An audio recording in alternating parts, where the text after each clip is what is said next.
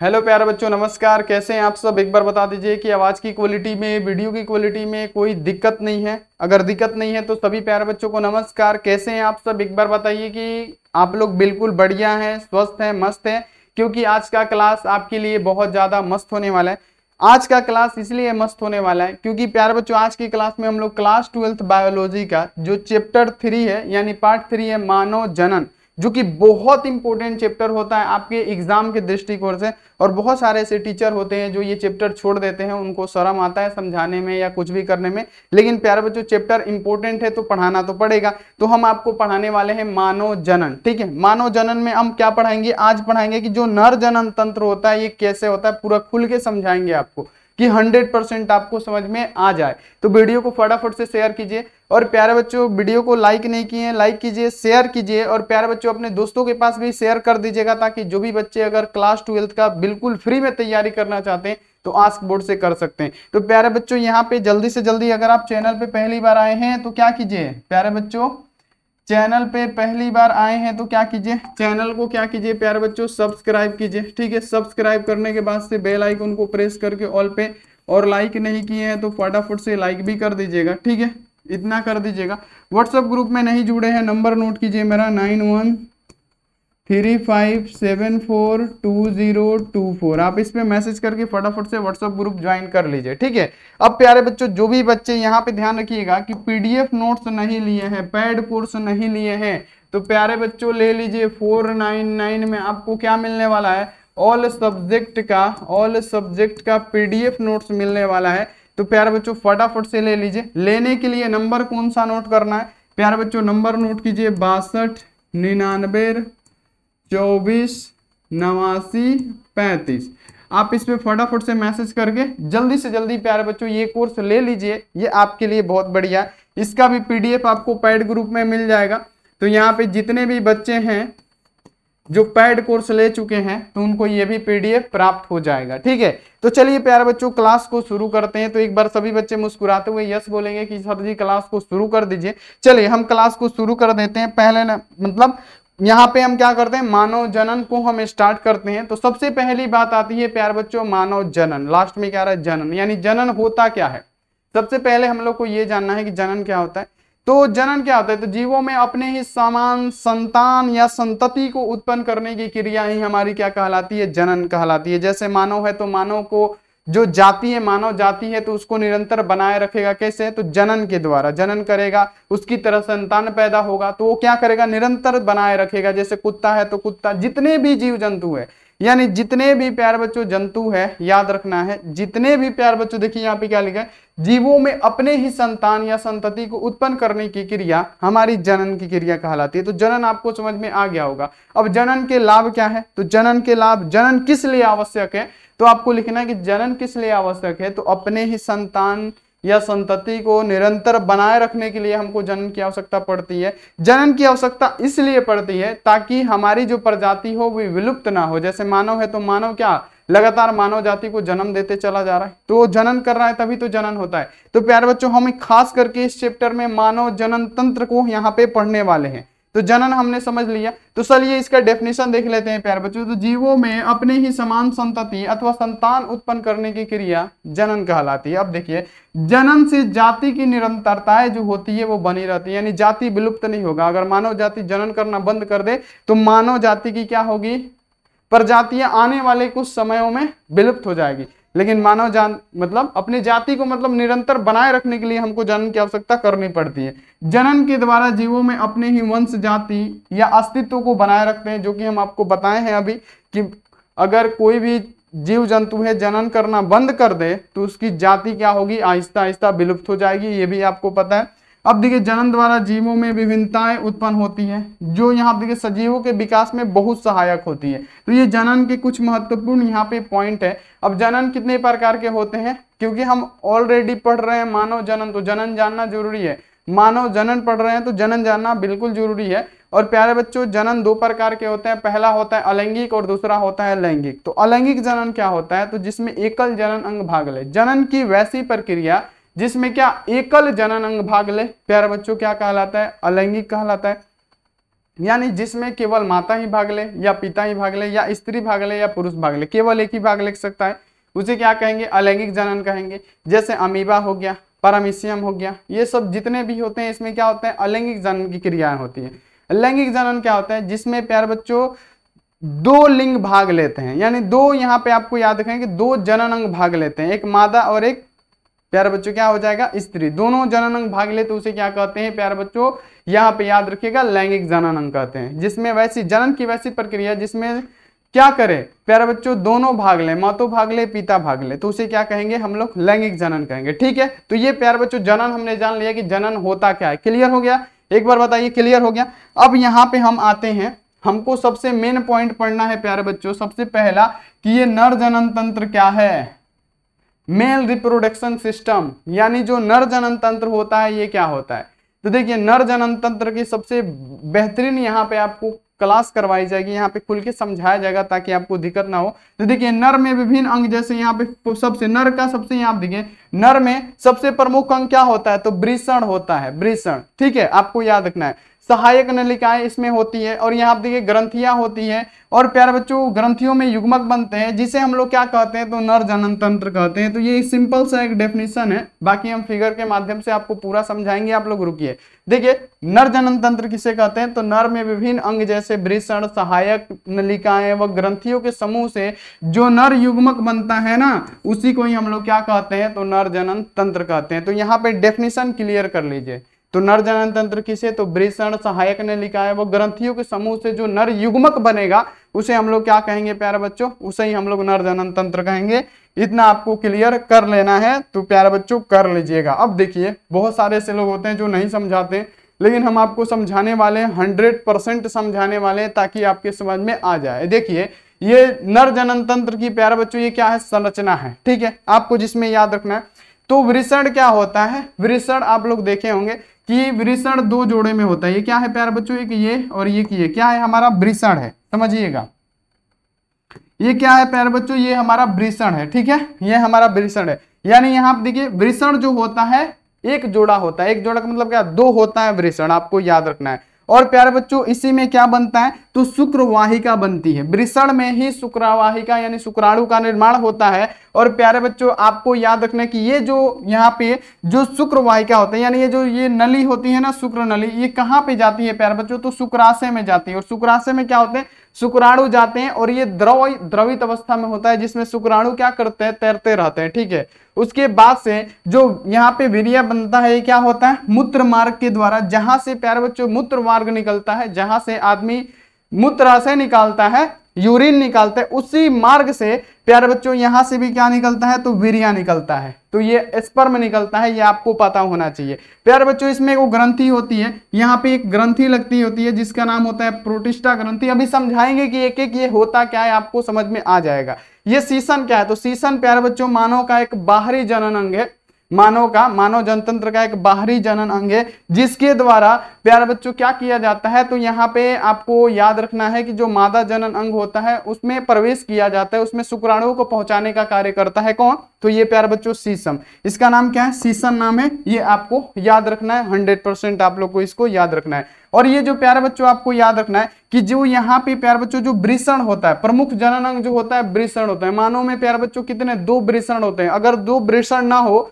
तो प्यारे बच्चों आदमी कैसा हो जाएगा? अगर वृषण, सबसे महत्वपूर्ण है वृषण, अगर वृषण ना हो, अगर 2 वृषण ना हो, मतलब 2 नहीं, मतलब कहने का मतलब अगर किसी में वृषण ही ना हो तो क्या होगा प्यारे बच्चों? वो आदमी हिजड़ा कहलाएगा, अगर उसको संतान ही पैदा नहीं होगा। क्योंकि जितने भी वीर्य बनते हैं ना प्यारे बच्चों, ये वृषण में ही बनते हैं। ठीक है, और वृषण से कहाँ जाते हैं प्यारे बच्चों? वृषण में बनेंगे और प्यारे बच्चों शुक्रवाहिका नली से जाके प्यारे बच्चों कहाँ पे जाएंगे? तो ये शुक्राशय में जाते हैं और शुक्राशय में जाके इकट्ठा हो जाते हैं। और शुक्राशय जो होता है उसमें प्यारे बच्चों द्रवित अवस्था में होता है, यानी उसमें लगभग 60% द्रव होता है और उसी में जो हमारे शुक्राणु होते हैं इसमें तैरते रहते हैं। और प्यारे बच्चों उसके बाद से क्या होता है? ये जो मूत्राशय जो नली होता है ना, मूत्र मार्ग का जो नली होता है, इसी में यहाँ पे जाएंगे और इसी रास्ते से प्यारे बच्चों क्या हो जाते हैं? निकल जाते हैं जनन के द्वारा। ठीक है, तो ये आपको प्यारे बच्चों इतना ध्यान में रखना है। ये क्या होता है, प्रोटिस्टा ग्रंथि होती है, ये मूत्राशय होता है जहां पे हमारा यूरिन क्या होता है प्यारे बच्चों इकट्ठा रहता है और डायरेक्ट यहाँ से क्या होता है निकल जाता है। ठीक है, ये मूत्र मार्ग के द्वारा क्या होता है डायरेक्ट निकल जाता है और इसी मार्ग से ही हमारा क्या निकलता है प्यारे बच्चों, आपको याद रखना है कि वीर्य भी इसी मार्ग से निकलता है। प्यारे बच्चों आपको इसको ध्यान में रखना है। अब देखिए यहाँ पे भी एक फिगर है, सेम टू सेम फिगर है। ये क्या होता है हमारा वृषण होता है, वृषण आप लोग समझते होंगे, वृषण अब खुल के क्या बोले, वृषण होता है जो दो होता है प्यारे बच्चों। ठीक है, और यहाँ पे आप लोग अच्छे से ध्यान से देखिएगा कि ये सब क्या है। ठीक है, तो ये तो प्यारे बच्चों मूत्राशय है, ये तो यहाँ पे मूत्राशय होता है यानी यहाँ पे यूरिन हमारा जमा होता है। ये शुक्रवाहिका नली होती है, ये जो शुक्रवाहिका नली होती है प्यारे बच्चों, ये यहाँ पे शुक्राणु बनते हैं, यानी कहने का मतलब ये जो वृषण है इसमें शुक्राणु बनते हैं और ये शुक्रवाहिका नली के द्वारा कहाँ पे जाते हैं, तो शुक्राशय में जाते हैं। ठीक है, शुक्राशय में, ये क्या है शुक्राशय, शुक्राशय में प्यारे बच्चों क्या होता है, वहीं पे क्या होते हैं, वहीं पे ये जमा हो जाते हैं। ये जो शुक्राशय है ना, यहीं पे, यहाँ पे देख लीजिए, ये शुक्राशय वहीं पे जमा होते हैं जो द्रवित अवस्था में होता है और यहीं पे ये जमा होते हैं। उसके बाद से प्यारे बच्चों क्या होता है, आदमी कि जो मूत्र मार्ग है यानी इसी से क्या होते हैं प्यारे बच्चों, वीर्य हमारा यानी स्पर्म हमारा क्या होता है जनन के दौरान निकल जाता है। ठीक है, इतना आप लोग क्लियर कर लीजिएगा। सारा का सारा हम यहाँ पे आपको समझा चुके हैं। ये अधिवृषण क्या होता है, तो जो वृषण के ऊपर का जो परत होता है वो क्या होता है, अधिवृषण होता है। चलिए अभी आपको नहीं भी समझ में आया होगा तो हम आपको समझाने की कोशिश करेंगे। ये क्या है, नर जनन तंत्र यानी मेल रिप्रोडक्शन सिस्टम है, जिसको आपको समझना है 100% और आपको खुल के समझा रहे हैं। ठीक है, अब यहाँ पे समझिए कि यहाँ पे जो मुख्य या प्राथमिक अंग होते हैं कौन कौन से होते हैं, किस में, तो प्यारे बच्चों अगर आपसे पूछा जाए कि नर जनन तंत्र में मुख्य या प्राथमिक अंग कौन कौन से हैं, तो प्यारे बच्चों यहाँ पे आपको ध्यान रखना है कि कौन कौन से हैं। देखिए पहला जो होता है सबसे प्रमुख जनन अंग कौन सा होता है, याद रखना है कि नर जनन तंत्र में सबसे प्रमुख होता है वो हमारा वृषण होता है। वृषण दो होते हैं जो प्यारे बच्चों शरीर के बाहर लटके हुए होते हैं, यहाँ पे आपको याद रख लेना है। चलिए हम आपको खुल के समझा देते हैं कि ये कोई बच्चा है, ठीक है, ये उसका क्या है प्यारे बच्चों, थोड़ा अच्छे से बना देते हैं, समझिएगा यहाँ पे वृषण क्या होता है। इतना तो आप लोग समझिए गए होंगे कि वृषण क्या होता है। तो ये प्यारे बच्चों क्या है, इसका पेट है मान लीजिए और यहाँ पे ये क्या है, पैर है। तो वृषण क्या होता है, तो यहीं पे प्यारे बच्चों, यहीं पे ये जो दो होता है ना, इसी को हम लोग क्या बोलते हैं, वृषण बोलते हैं। तो यहाँ तक आपको पूरा क्लियर हो गया होगा। हमको भी समझाने में थोड़ा सा अजीब लग रहा है लेकिन समझाना तो पड़ेगा ना। चलिए अब यहाँ पे देखिए जो मानव का प्रमुख यहाँ पे अंग होता है वो क्या होता है, वृषण होता है। और देखिए वृषण क्या होता है, तो पुरुषों में एक जोड़ी वृषण यानी आप देखिए टेस्टिस होते हैं, यानी एक जोड़ी का मतलब क्या, दूगो, एक जोड़ा का मतलब क्या, दूगो वृषण होता है।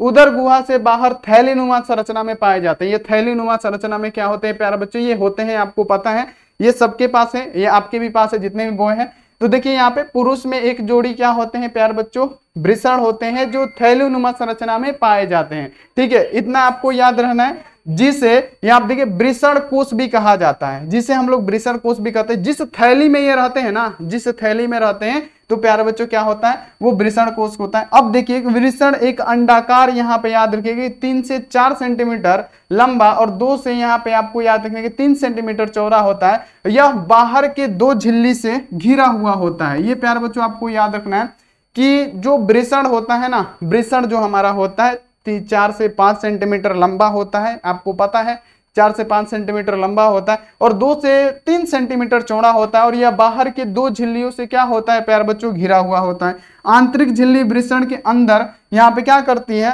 अंतर्वृत्ति होकर 250 से 300 कोष्ठों का निर्माण करती है। ये आपको क्लियर कर लेना है। सबसे पहले आपको मुख्य या प्राथमिक अंग की बात करें तो, यानी मुख्य या प्राथमिक अंग हमारा क्या होगा, वृषण हो गया, जिसे आप लोग ध्यान में रखिएगा। ठीक है, वृषण हो गया जिसको आप लोग ध्यान में रखिएगा। सबसे पहले यहाँ पे समझिए, सबसे पहले यहाँ पे पहले समझा देते हैं कि क्या होता है। सबसे पहले समझिएगा कि प्रमुख जनन अंग क्या हो गया, हमारा वृषण हो गया। ठीक है, क्लियर है कि प्रमुख जनन अंग क्या हो गया, वृषण हो गया। असहायक अंग यानी 3 गो चीज से मिलके पूरा हमारा नर जनन तंत्र मतलब बना होता है। पहला जो होता है, जो मुख्य जनन अंग होता है वो वृषण होता है, जो कि प्यारे बच्चों आपके दोनों पैर जितने भी मेल होते हैं दोनों पैरों के बीच में होता है। जो 2 होता है प्यारे बच्चों वही होता है, आपको ध्यान में रखना है। और सहायक अंग उसमें क्या होता है, अधिवृषण होता है, शुक्रवाहिका नली होती है, यहाँ पे याद देखिए रसखलन होता है, रसखलन नलिका होती है, वृषण कोश होता है, शुक्राशय होता है, ये सब जितने भी होते हैं उसके सहायक अंग जिसके द्वारा हमारा वीर्य बाहर निकलता है जनन के दौरान। ठीक है, ये सारे इसके सहायक है। यहाँ पे वृषण में तो हमारे स्पर्म बनेंगे, और ये सहायक जितनी भी नलिकाएं हैं उसके द्वारा क्या होता है, जब हम जनन करते हैं प्यारे बच्चों, तो फीमेल के प्यारे बच्चों क्या होता है कि जब फीमेल के साथ जब मतलब प्यारे बच्चों यहाँ पे याद रखने की जब जनन होता है तो उसके दौरान क्या होता है, इन्हीं के द्वारा स्पर्म हमारा प्यारे बच्चों क्या होता है, निकलता है, वीर्य निकलता है। ठीक है, तो याद रखना है। और सहायक ग्रंथि कौन कौन सी होती है, प्रोटिस्टा ग्रंथि होती है, काउपर ग्रंथि होती है, जिसमें हमने सबसे पहले प्रमुख अंग यहाँ पे किसके बारे में पढ़ा, वृषण के बारे में पढ़ा। वृषण क्या पढ़ा कि पुरुषों में एक जोड़ी वृषण होता है, वृषण। ठीक है, याद रखना है। और यहाँ पे देखिए याद रखना है कि यहाँ पे क्या होता है, उदर गुहा के बाहर थैलीनुमा संरचना में पाई जाती है, जिसे वृषण कोश कहते हैं। ठीक है, जो थैलीनुमा संरचना होता है उसे वृषण कोश कहते हैं, जिसमें रहता है वो। ठीक है, अब देखिए कि वृषण का यहाँ पे देखिए अंडाकार, यहाँ पे देखिए यह एक अंडाकार 4 से 5 सेंटीमीटर क्या होता है लंबा, वो 2 से 3 सेंटीमीटर प्यारे बच्चों क्या होता है, ये चौड़ा होता है, और ये बाहर के 2 झिल्लियों से क्या होता है, घिरा हुआ होता है। आंतरिक झिल्ली वृषण के अंदर यहाँ पे अंतर्वृत्ति होकर 250 से 300 कोष्ठों का निर्माण करती है, जिसे आप देखो वृषण पल्लियां भी कहते हैं। तो इतना आपको क्लियर हो गया कि वृषण जो होता है वो क्या होता है। अब देखिए यहाँ पे कि शुक्राणु नलिका का आंतरिक संरचना किस किस का बना होता है। ठीक है, अभी सहायक अंग भी बताएंगे, लेकिन आप लोग समझिए कि शुक्राणु नलिका का आंतरिक संरचना जो होती है कैसी होती है। तो वृषण के अंदर शुक्राणु जन नलिकाएं होती है, इसके भीतर 3 प्रकार की कोशिकाएं उपस्थित होती हैं, जैसे शुक्राणु जनन कोशिकाएं होती है। ठीक है, यहाँ आप देखिए स्ट्रोली कोशिकाएं होती है, अंतराली कोशिकाएं होती है, जिसे हम लोग लीडिंग कोशिका भी बोलते हैं। तो ये सारी चीजें अभी आगे आपको समझ में आएंगी। बस इतना याद रखिए कि शुक्राणु जनन नलिका के आंतरिक संरचना कौन कौन सी होती है। तो वृषण के अंदर शुक्राणु जन नलिकाएं होती है, इसके भीतर 3 प्रकार की कोशिकाएं उपस्थित होती है। 3 प्रकार की कोशिकाएं उपस्थित होती है, जिसमें कौन सा है, यहाँ पे शुक्राणु जनन कोशिकाएं हैं। ठीक है, याद रखने की स्ट्रोली कोशिकाएं हैं, और यहाँ पे याद रखने की लीडिंग कोशिकाएं हैं। ये 3 कोशिकाएं प्यारे बच्चों होती है, तो ये आपको ध्यान में रखना है। अब देखिए कि सहायक या द्वितीय अंग क्या कौन सा है। जैसे हमने प्यारे बच्चों आपको बताया कि सहायक अंग कौन कौन सा होता है। ठीक है, अब सहायक अंग में हमने क्या पढ़ा था, अधिवृषण, शुक्राणु वाहिका, नलिका, यहाँ पे रसखनल नलिका, वृषण कोश, शुक्राशय, ये सब क्या है हमारे क्या है प्यारे बच्चों। तो ये आपको याद रखना है कि ये हमारी क्या है, तो ये सहायक अंग है। तो देखिए वृषण कोश क्या होता है, सबसे पहले देखिए कि वृषण कोश क्या है। तो ये वृषण कोश होता है, यानी जिसमें वृषण, जो वृषण होता है ना, वृषण, ये जो वृषण होता है उसके ऊपर का जो लेयर होता है, जो प्यारे बच्चों ऊपर आपके पास यहाँ पे याद रखने की जो वृषण है उसके ऊपर का जो लेयर है, जिसे हम लोग क्या कहते हैं, वृषण कोश कहते हैं। एक पतली झिल्ली टाइप का होता है। तो सबसे पहले समझते हैं कि ये वृषण कोश क्या होता है।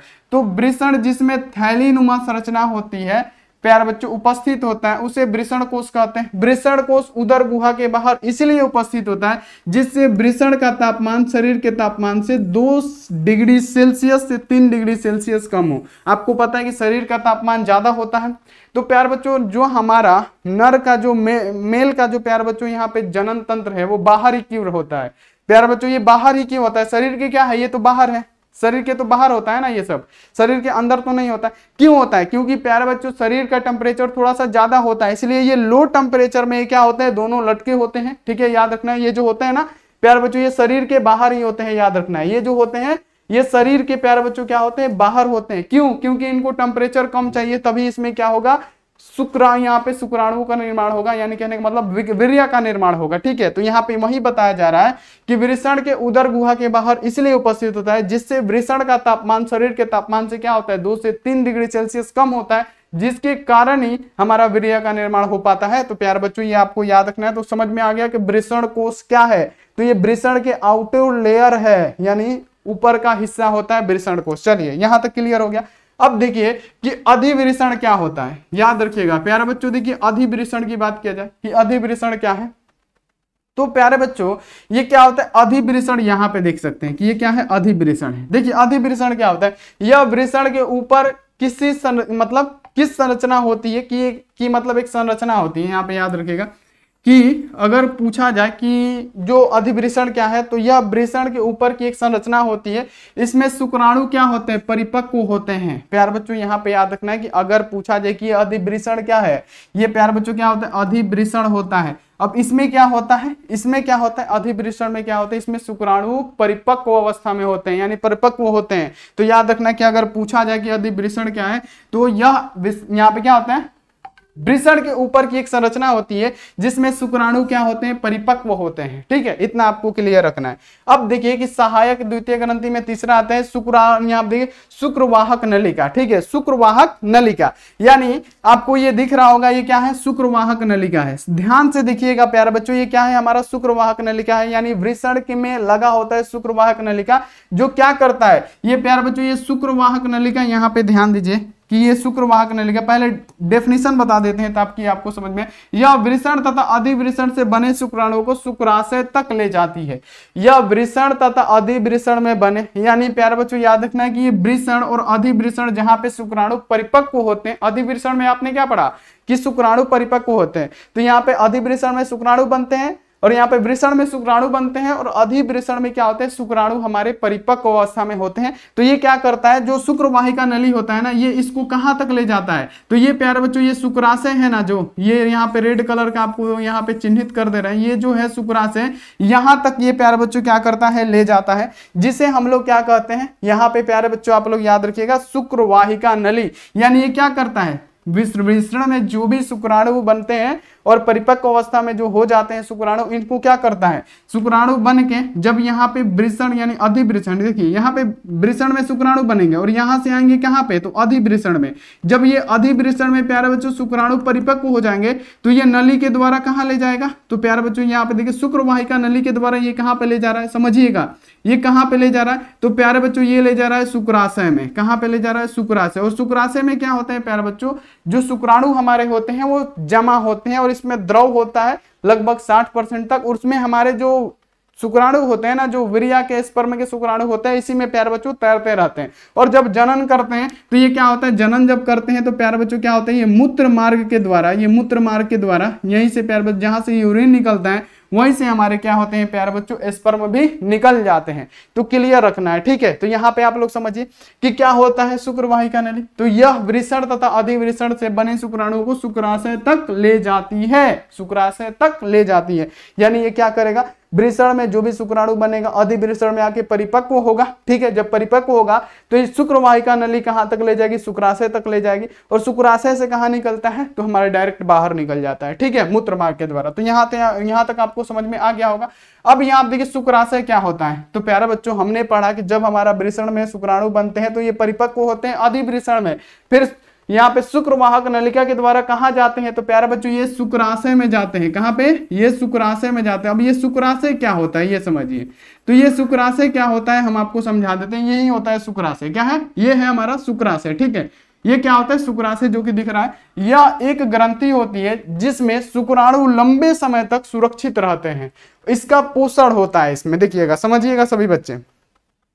अगर क्वेश्चन यहाँ पे दिया जाए कि शुक्राशय क्या होता है, तो यहाँ पे याद रखिएगा शुक्राशय क्या होता है, यह एक ग्रंथि होती है। यह क्या होता है, एक ग्रंथि होती है जिसमें शुक्राणु जो होते हैं ना लंबे समय तक क्या होते हैं, सुरक्षित होते हैं और इनका पोषण उसी में होता है, ठीक है। क्या होते हैं, उसी में इकट्ठा होते हैं, इकट्ठा होते हैं, इकट्ठा होते हैं, इकट्ठा होते हैं। और प्यारे बच्चों क्या होते हैं, इकट्ठा होते होते प्यारे बच्चों क्या करते हैं, जब हम कुछ करते हैं यानी जनन करते हैं तो ये क्या करते हैं, निकलते हैं यहीं से मूत्र मार्ग के द्वारा। तो इतना आपको क्लियर रखना है। देखिए कितना खुल के कितना अच्छे से समझा रहे हैं। इतना स्पेशलिस्ट बायो का भी टीचर आपको नहीं समझाएगा जितना हम आपको ऑल सब्जेक्ट पढ़ा के समझा देते हैं, ठीक है। तो ये आपको क्लियर रखना है कि शुक्राशय क्या होता है, यह एक ग्रंथि होती है जिसमें शुक्राणु जो होते हैं लंबे समय तक सुरक्षित रहते हैं और इनका पोषण होता है। क्या होता है प्यारे बच्चों, इनका पोषण इसी में होता है और ये द्रवित में होते हैं और इसी में घूमते फिरते रहते हैं, ठीक है, याद रहेगा। अब आपको ये भी पता चल गया कि शुक्राशय क्या होता है। अब यहाँ आप देखिए मूत्रवाहिनी क्या होता है, मूत्रवाहिनी क्या होता है। मूत्रवाहिनी यहाँ पे आपको याद रखना है कि ये मूत्रवाहिनी क्या होता है, तो यह मूत्र तथा शुक्राणुओं को बाहर निकालने वाली एक नली होती है। याद रखिएगा क्या होती है, नली होती है। यानी पूछा जाए कि शुक्रवाहिनी क्या होगी, कहने का मतलब प्यारे बच्चों ये क्या होगा, शुक्रवाहिनी होती है। यहाँ पे याद रखना ये क्या होता है, शुक्रवाहिनी होती है। जो शुक्रवाहिनी होती है प्यारे बच्चों, आपको याद कर लेना है कि ये जो शुक्रवाहिनी ये क्या है, शुक्रवाहिनी यानी ये क्या करेगी, यहाँ पे जब आके हमारे शुक्राणु जमा होंगे प्यारे बच्चों, यहाँ पे जब इनको पोषण मिलेगा, जब यहाँ पे इनको पोषण मिला जाता है शुक्राशय में, शुक्राणुओं को पोषण मिलता है, तो ये जो शुक्रवाही यहाँ पे नली होती है ना, मूत्रवाहिनी जो नली होती है, क्या है प्यारे बच्चों, मूत्रवाहिनी नली, यानी ये जो मूत्र मार्ग होता है, ये मूत्र मार्ग मतलब वाहिनी जो नली होती है, अब यहाँ से क्या करेगा, शुक्राणु यहाँ पे आएगा और यहाँ से क्या करेगा, मूत्राशय की जो नली होती है इससे ये बाहर निकल जाएगा। तो यही होता है प्यारे बच्चों क्या, तो याद रखना है कि मूत्रवाहिनी यानी यह मूत्र तथा शुक्राणु को बाहर निकालने की एक नली होती है। यानी ये जो नली है इसका काम क्या है, ये सब सहायक है। मेन तो हमारा वृषण है ना, वृषण जो दो होते हैं प्यारे बच्चों, सभी मेल में दो होते हैं, बाहरी होते हैं वो। और प्यारे बच्चों देखते होंगे कि ये जो होता है ना, इसका संबंध किससे है, तो अंदर से है। तो प्यारे बच्चों कभी भी लड़के लोगों को कभी यहाँ मतलब आप लोग याद रखिए, कभी कभी वहां पे चोट लग जाता है तो कहाँ आप लोग एकदम पेट धर के बैठ जाते हैं, चोट यहाँ पे लगेगा और पेट यहाँ पे, यानी इसका सारा कनेक्शन क्या है, यहाँ से है। भले यहाँ पे ये वृषण है और ये बाहर क्यों रहता है, क्योंकि इसको शरीर के टेम्परेचर से 2 से 3 डिग्री सेल्सियस कम चाहिए, तभी इसमें वीर्य का निर्माण होगा। तो जैसे प्यारे बच्चों आप लोग समझ पा रहे होंगे कि सहायक या द्वितीय ग्रंथि में पूछा जा रहा है कि मूत्रवाहिनी क्या है, तो यह मूत्र तथा शुक्राणुओं को बाहर निकालने, मूत्र और शुक्राणुओं को बाहर निकालने की एक नली होती है, जिसके द्वारा मूत्र भी और प्यारे बच्चों यहाँ पे याद रखने की शुक्राणु भी इसी नली से स्रावित होते हैं, यानी बाहर निकलते हैं। तो क्लियर हो गया यहाँ पे, यही होता है प्यारे बच्चों क्या, आपको याद रखना। अभी ग्रंथि के बारे में पढ़ेंगे, लेकिन यहाँ तक आपको समझ में आ गया। फिर से एक बार रिकेप में जाके आपको समझाते हैं कि जनन यानी जो मानव जनन तंत्र है वो क्या है। सबसे पहले यह वृषण होता है, वृषण एक जोड़ी होता है, यानी दो होते हैं, हर मेल में 2 वृषण होते हैं। अगर वृषण नहीं है तो आदमी क्या है, छक्का हो जाएगा, बोलते हैं ना हिजड़ा, हिजड़ा हो जाएगा, क्योंकि उस बच्चा ही पैदा नहीं होगा उससे।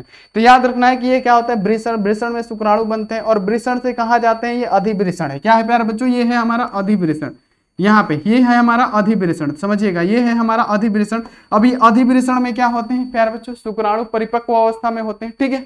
क्या होते हैं इसमें, शुक्राणु परिपक्व अवस्था में होते हैं और परिपक्व हो जाते हैं तो शुक्रवाहिका नली के द्वारा, यहाँ पे समझिएगा प्यारे बच्चों, यहाँ पे फिर क्या होते हैं, जब परिपक्व हो जाते हैं तो शुक्रवाहिका नली द्वारा ये कहाँ पे जाते हैं, तो प्यारे बच्चों ये शुक्रवाहिका नली के द्वारा देखिए ये कहाँ पे जाते हैं, शुक्राशय के पास जाते हैं। कहाँ पे जाते हैं, शुक्राशय के पास, ठीक है। अब शुक्राशय में क्या होता है प्यारे बच्चों, जितने भी शुक्राणु होते हैं उनको क्या होता है, पोषण प्रदान होता है। ये क्या होता है, शुक्राशय में लंबे समय तक रह सकते हैं, सुरक्षित रखा जा सकता है और इसमें पोषण इनको मिलता है, ठीक है। उसके बाद से क्या होता है, जब मानव जनन करता है तो ये मूत्र मार्ग, मूत्र मार्ग क्या होता है प्यारे बच्चों, मूत्र मार्ग। तो यहाँ देखिए आपको याद रखना है कि ये मूत्र मार्ग क्या होता है, कि इसी के द्वारा जो होता है ना प्यारे बच्चों मूत्र मार्ग, यानी इसी के द्वारा अब क्या होगा, ये जो मूत्र मार्ग है हमारा, यहाँ पे आप देख पा रहे होंगे ये मूत्र मार्ग है, इसी के द्वारा हमारा क्या होता है, जितने भी स्पर्म है चाहे मूत्राशय है यानी यूरिन है, इसी रास्ते से हमारे क्या होते हैं, बाहर निकल जाते हैं, ठीक है। तो यहाँ पे आपको पूरा का पूरा यहाँ पे आपको समझ में आ गया होगा। अब पूछेगा कि प्यारे बच्चों सीसन क्या है, तो सीसन यानी पेनिस बोलते हैं जिसको, ठीक है।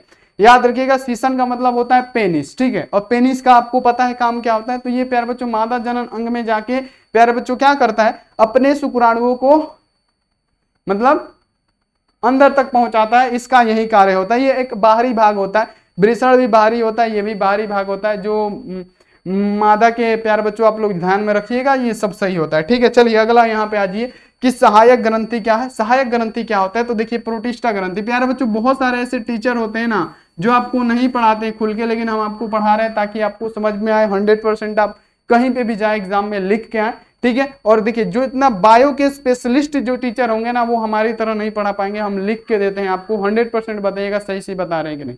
अब देखिए कि सहायक ग्रंथि क्या है, यह एक यहाँ आप देखिए इसे हम लोग सघन ग्रंथि भी बोलते हैं, जो मूत्र नलिका के आधार के चारों ओर होती है। जो मूत्र नलिका होती है प्यारे बच्चों, उसके क्या होती है, चारों ओर होती है। क्या होती है, मूत्र के चारों ओर होती है। जैसे यहाँ पे देख लगते हैं प्रोटिस्टा ग्रंथि क्या है प्यारे बच्चों, प्रोटिस्टा ग्रंथि होती है ना, ये देखिए क्या है, मूत्र नलिका है जैसे हम आपको बताएं, और ये इनके क्या होती है, चारों ओर होती है। ये क्या है, यहाँ से मूत्राशय आता है ना, यहाँ से वीर्य आता है इसी नली से, और मूत्राशय भी इसी नली से। मूत्र यानी आप देखिए यूरिन निकालना होगा तो यूरिन यहाँ से निकलेगा और वीर्य कहाँ से, यहाँ से, यानी एक ही होता है, उसी से वीर्य भी निकलता है और मूत्राशय भी निकलता है। मतलब आपको याद रखना है तो ये जो इसके बाहर का जो होता है ना लेयर, यही होता है, ये जो बाहर का प्यारे बच्चों लेयर है वही है प्रोटिस्टा ग्रंथि, ध्यान में रखिएगा प्यारे बच्चों, यहाँ पे ध्यान में रखिएगा। ये जो बाहरी हिस्सा होता है ना इसका, ये यही हमारा प्रोटिस्टा ग्रंथि है, ठीक है। ये जो बाहर का हिस्सा है प्यारे बच्चों, ये क्या होता है, हमारा प्रोटिस्टा ग्रंथि होता है। जैसे यहाँ पे आप सब देख पा रहे होंगे कि प्रोटिस्टा ग्रंथि क्या है, या एक यहाँ आप देखिए सघन ग्रंथि है जो मूत्राशय नलिका के आधार के चारों ओर क्या होती है, रहती है। ये वीर्या का लगभग 20 से 25% भाग को बनाती है। ये भी क्या करती है, वीर्या के 20 से 25% भाग बनाती है। काउपर ग्रंथि क्या होता है, इसका श्रवण यहाँ आप देखिए, यहाँ पे याद देखिए सीसन यानी पेनिस, यहाँ पे याद रखिएगा सीसन यानी पेनिस में स्नेह का कार्य करता है। काउपर ग्रंथि यानी सीसन में स्नेह का कार्य करता है और यह एक जोड़ी होता है, ठीक है, आपको याद रखना है। अब यहाँ देखिए टेस्टोस्टेरोन क्या होता है, तो यह एक नर हार्मोन होता है। टेस्टोस्टेरोन पूछ देगा कि क्या है, तो यह एक नर हार्मोन है जो अंतराली कोशिकाओं के स्रावित होकर यह नर जनन अंग के विकास और शुक्राणु के परिपक्वन में यह सहायता करता है। तो प्यारे बच्चों आपको पूरा का पूरा ये बताइए कि जितने भी ये स्टूडेंट हैं उनको ये सारा चीज समझ में आया कि नहीं आया। सबसे पहले बात बताइए, सबको आ गया होगा क्योंकि पूरा खुल के समझाए हैं। तो देखिए जो भी बच्चे पीडीएफ और नोट्स नहीं लिए हैं तो फटाफट ले लीजिए, हम क्या बोलेंगे फटाफट से ले लीजिए, इसका भी पीडीएफ नोट्स मिल जाएगा। तो जल्दी से जल्दी प्यारे बच्चों आज ही ले लीजिए, क्योंकि देखिए कोर्स तो बहुत ज्यादा लोग लॉन्च कर रहे हैं, 5000 7000, उससे कुछ नहीं होगा प्यारे बच्चों। हम आपको पढ़ा रहे हैं ना, उनसे अच्छा आपको यूट्यूब पे ही पढ़ा रहे हैं। इतना समझा के आपको मानव जनन तंत्र कोई नहीं समझाएगा, इतना ध्यान में रखिएगा। बायो के स्पेशल टीचर भी नहीं समझा पाएंगे जितना हम आपके लिए मेहनत कर रहे हैं। तो आप लोग फटाफट से ले लीजिए। 499 में आपको पता है कि मिलने वाला है, 499 में आपको मिलने वाला है ऑल सब्जेक्ट का। तो ऑल सब्जेक्ट का ले लीजिए प्यारे बच्चों, जल्दी से जल्दी ले लीजिए और प्यारे बच्चों नंबर नोट कर लीजिए और फटाफट यहाँ पे ले लीजिए। तो चलिए प्यारे बच्चों मिलते हैं ऐसी अगली क्लास में। और प्यारे बच्चों आपको पता है कि टेस्ट होने वाला है आज, तो जल्दी से जल्दी शाम में आइए और टेस्ट दीजिए। तो थैंक यू सो मच, मिलते हैं ऐसी अगली क्लास में। आप लोग अपना ध्यान रखिए, मन लगा के पढ़ाई कीजिए। Take care and bye.